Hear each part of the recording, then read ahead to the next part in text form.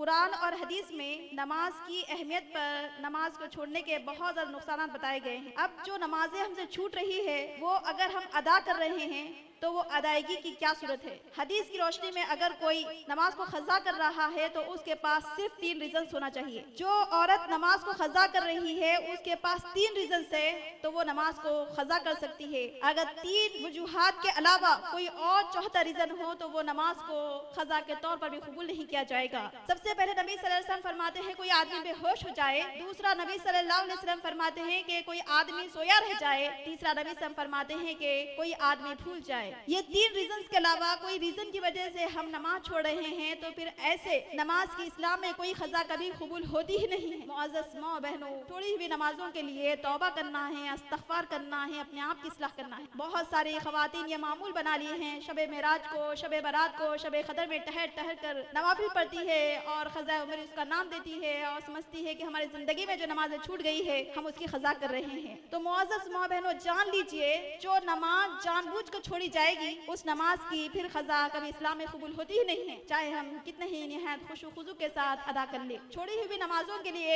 علماء کرام بتاتے ہیں کہ جو شخص نماز کو جان بوجھ کر چھوڑ دے وہ شخص اسلام سے خارج ہو جاتا ہے۔ اب ایسے شخص پر توبہ کرنا ہوگا، استغفار کرنا ہوگا، نئے سرے سے کلمہ طیبہ پڑھنا ہوگا۔ ہماری زندگی میں اب نمازیں چھوٹی ہوئی ہے تو ہم کو کلمہ طیبہ پڑھنا ہے، توبہ کرنا ہے، استغفار کرنا ہے، لیکن قضاء عمری نہیں۔ نبی صلی اللہ علیہ وسلم فرماتے ہیں جس شخص نے جان بوجھ کر نماز چھوڑ دی اس نے شرک کیا، جس نے جان بوجھ کر نماز چھوڑ دی اس نے شرک کیا، جس نے جان بوجھ کر نماز چھوڑ دی اس نے کفر کیا۔ نبی صلی اللہ علیہ وسلم فرماتے ہیں کہ جان بوجھ کر نماز چھوڑنے والے کو قتل کر دیا جائے گا۔ حضرت عبداللہ بن عمر رضی اللہ عنہ بیان کرتے ہیں نبی صلی اللہ علیہ وسلم نے مجھے اس وقت تک لوگوں کا خون بہانے کا حکم دیا جب تک کہ لوگ کلمہ نہ پڑھ لے اور نماز نہ پڑھنے لگے۔ معزز ماں بہنوں، امام ابن تیمیہ نے بھی یہی بات فرمائی کہ جان بوجھ کر جو نماز چھوڑے گا اس کی پھر قضا ہوتی ہی نہیں ہے کیونکہ وہ اسلام سے خارج ہو جاتا ہے۔ جان بوجھ کر نماز چھوڑنے والا اسلام سے خارج ہو جاتا ہے۔ معزز ماں بہنوں، اگر ہم نماز کی ادائیگی وقت پر نہیں کر رہی ہے اور پھر اس کو بعد میں ادا کرنا چاہتی ہے تو اس شریعت کی روشنی میں